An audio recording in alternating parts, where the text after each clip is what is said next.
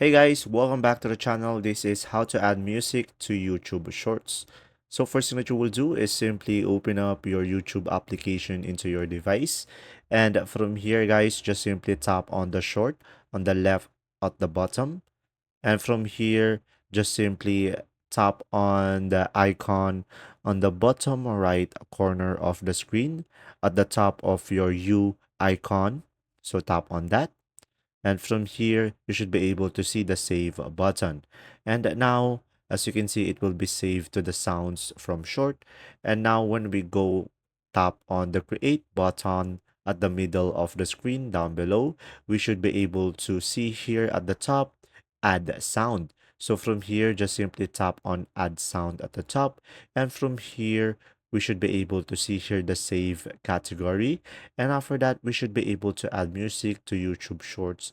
And from there, just simply select it and tap on the arrow, and you should be able to use this music for your YouTube Shorts.